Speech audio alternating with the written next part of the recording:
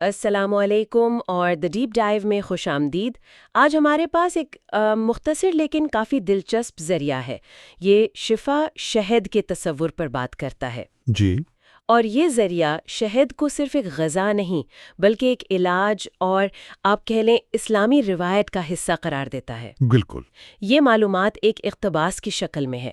تو آج ہم کوشش کریں گے کہ اس متن کا ذرا گہرائی سے جائزہ لیں، دیکھیں کہ یہ شہد کی کیا اہمیت بتاتا ہے، کون سے فوائد کا ذکر ہے اور خاص طور پر اس کا مذہبی پس منظر کیا ہے۔ چلیں اس پر تفصیل سے بات کرتے ہیں۔ یقیناً، ویسے شہد کی اہمیت تو آپ دیکھیں ہر جگہ مانی جاتی ہے، تاریخ میں، مختلف ثقافتوں میں، لیکن یہ جو تحریر ہے نا، یہ اس لیے خاص ہے کہ یہ شہد کو براہ راست اسلامی عقائد اور صحت کے تصورات سے جوڑ رہی ہے، اس کو ایک خاص معنی دے رہی ہے۔ ہاں، اور اس تحریر کی شروعات ہی آپ دیکھیں ایک بڑے مضبوط مذہبی حوالے سے ہوتی ہے۔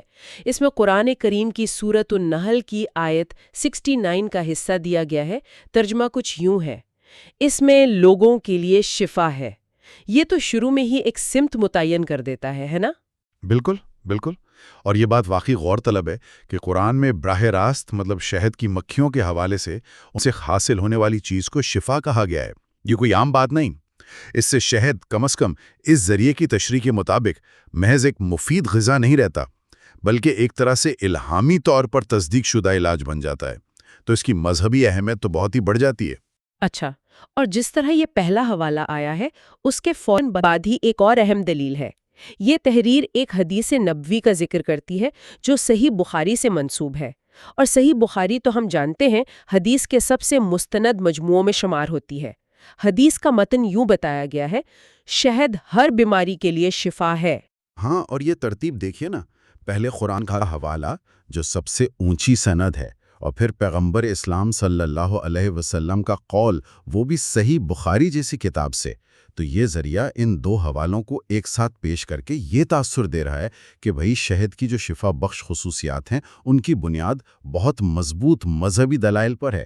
یہ کوئی سنی سنائی بات نہیں، بلکہ دین کی اساس سے جڑی حقیقت ہے۔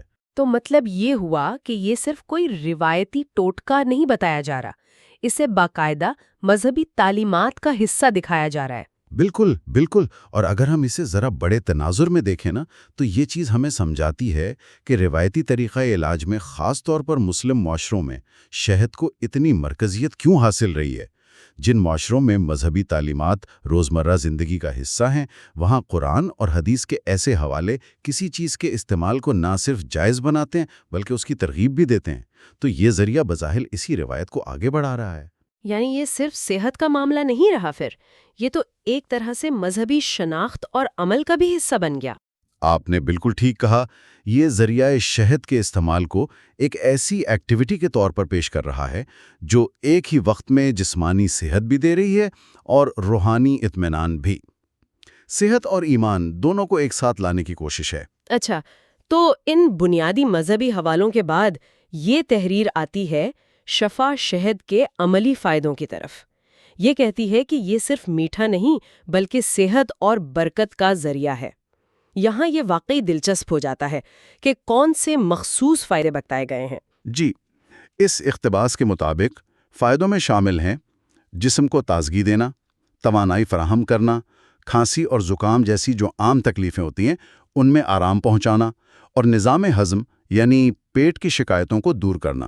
یہ تو وہ مسئلے ہیں جو تقریباً ہر ایک کو کبھی نہ کبھی ہوتے ہیں۔ جی ہاں، اور یہ وہ فائدے ہیں جو آپ دیکھیں صدیوں سے دنیا بھر میں شہد سے جڑے ہوئے ہیں۔ مختلف ثقافتوں کی جو لوک حکمت ہے اس میں شہد انہی چیزوں کے لیے استعمال ہوتا رہا ہے۔ اس ذریعے کی خاص بات یہ ہے کہ یہ ان جانے پہچانے فائدوں کو لیتا ہے اور انہیں پہلے بیان کردہ مذہبی حوالوں کی روشنی میں پیش کرتا ہے۔ یعنی یہ صرف شہد کی کیمیائی خصوصیات نہیں بتا رہا، بلکہ کہہ رہا ہے کہ یہ اس میں موجود شفا اور برکت کا نتیجہ ہے۔ تو یہ فرق اہم ہے۔ یہ تحریر یہ نہیں کہہ رہی کہ شہد شاید فائدہ مند ہو، بلکہ قرآن و حدیث کا حوالہ دے کر کہہ رہی ہے کہ اس میں شفا ہے، اور پھر ان فائدوں کو اس شفا کے ثبوت کے طور پر پیش کر رہی ہے۔ بالکل، یہ نقطہ بہت اہم ہے کہ یہ فائدے کس طرح فریم کیے جا رہے ہیں۔ یہ محض طبی مشاہدات نہیں ہے، بلکہ ایک طرح سے مذہبی وعدے کی تکمیل کے طور پر پیش ہو رہے ہیں۔ اس سے ان فائدوں کو ایک اضافی وزن مل جاتا ہے، خاص طور پر ان لوگوں کے لیے جو ان مذہبی حوالوں پر یقین رکھتے ہیں۔ یہ صحت کے ساتھ ایک روحانی پہلو جوڑ رہا ہے۔ اور یہ تحریر زور دیتی ہے وہ ہے روزانہ استعمال۔ کہا گیا ہے کہ روزانہ صبح نہار منہ یعنی خالی پیٹ شہد استعمال کرنے سے جسم مضبوط ہوتا ہے۔ یہ ایک طرح سے بیماریوں سے بچاؤ مطلب پریونٹیو ہیلتھ کے طور پر شہد کے کردار کی طرف اشارہ ہے۔ یہ تجویز بھی آپ دیکھیں تو روایتی طبی نظریات سے ملتی ہے۔ بہت سے روایتی نظاموں میں مانا جاتا ہے کہ خالی پیٹ لی گئی چیز زیادہ مؤثر ہوتی ہے، جسم اسے بہتر جذب کرتا ہے۔ تو یہاں شہد کے مستقل روزانہ استعمال کو جسمانی مضبوطی سے جوڑنا یہ اس خیال کو پختہ کرتا ہے کہ یہ صرف بیماری کا علاج نہیں بلکہ عمومی صحت کو برقرار رکھنے اور بہتر بنانے کا بھی ذریعہ ہے۔ تو یہ صرف بیماری کے وقت کی دوا نہیں بلکہ روزمرہ کی صحت کی روٹین کا حصہ بنانے کی بات ہو رہی ہے۔ جی ہاں، اور یہ جملہ جسم مضبوط بنتا ہے بھی غور طلب ہے۔ یہ ایک عمومی بیان ہے جو شاید قوت مدافعت، توانائی کی سطح اور مجموعی صحت مندی کی طرف اشارہ کر رہا ہو۔ تو یہ تحریر شہد کو ایک ہمہ جہت حل کے طور پر پیش کر رہی ہے، بیماری میں فوری آرام، روزمرہ کے لیے توانائی اور طویل مدتی صحت کے لیے مضبوطی، اور یہ سب کچھ مذہبی تصدیق کے ساتھ۔ یہ واقعی ایک جامع تصویر پیش کرنے کی کوشش لگ رہی ہے۔ فوری علاج، روزمرہ توانائی، طویل مدتی صحت، سبھی پہلو شامل ہیں۔ اور یہ سب کس چیز سے؟ ایک سادہ قدرتی چیز شہد سے۔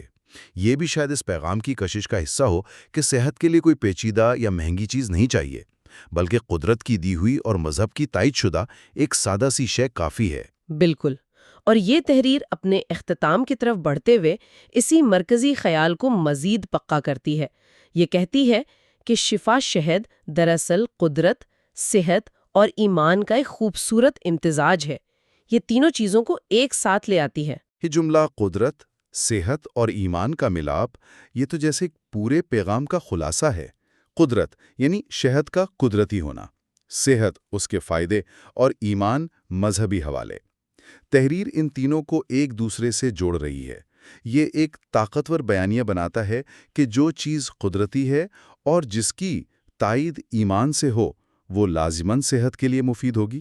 اور آخر میں یہ پڑھنے والے کو ایک واضح ہدایت، آپ کے لیے عمل کی ترغیب دیتی ہے۔ کہا گیا ہے کہ سنت کے اس تحفے کو اپنائیں۔ یہ بات بہت اہم ہے کیونکہ یہ شہد کے استعمال کو صرف ذاتی صحت کا معاملہ نہیں رہنے دیتی۔ بالکل صحیح کہا آپ نے۔ یہ آخری پیغام شہد کے استعمال کو ایک مذہبی عمل کا درجہ دے رہا ہے، سنت پر عمل کرنے کا درجہ۔ سنت سے مراد پیغمبر اسلام صلی اللہ علیہ وسلم کا طریقہ ہے۔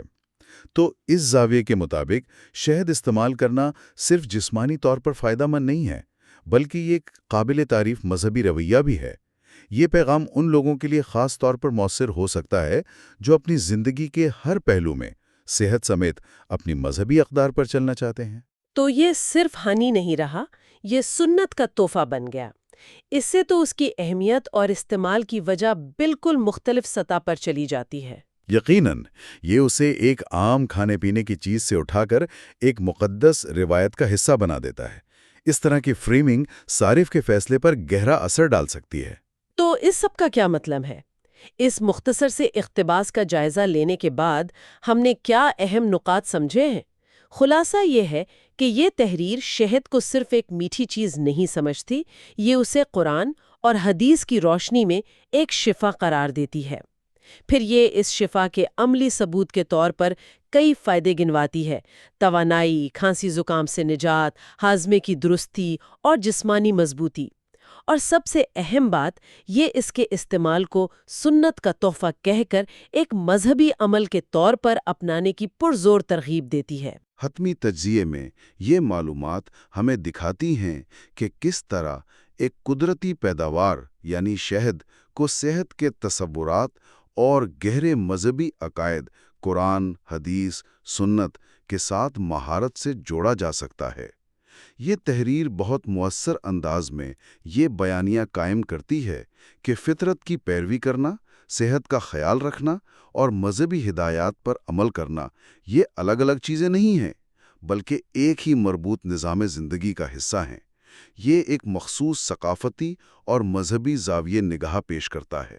یہ واقعی اس بات کی ایک مثال ہے کہ کس طرح ثقافتی اور مذہبی عقائد صحت سے متعلق رویوں اور انتخاب پر اثر ڈال سکتے ہیں۔ یہ ذریعہ مذہب کو صحت کے فروغ کے ایک ذریعے کے طور پر پیش کر رہا ہے۔ بالکل، اور یہ ایک اہم سوال بھی اٹھاتا ہے جس پر غور کیا جا سکتا ہے۔ وہ یہ کہ لوگ اپنے صحت کے فیصلوں میں مختلف قسم کی معلومات کو کیسے استعمال کرتے ہیں۔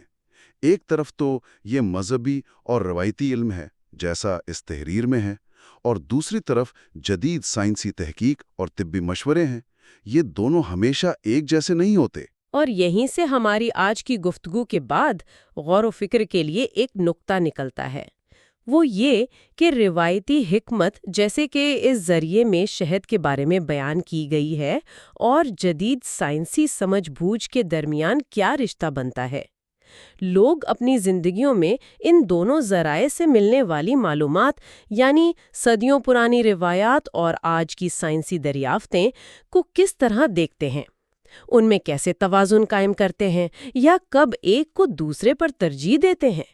یہ ایک پیچیدہ سوال ہے جس کا کوئی آسان جواب تو نہیں، مگر اس پر سوچنا یقیناً دلچسپ ہے۔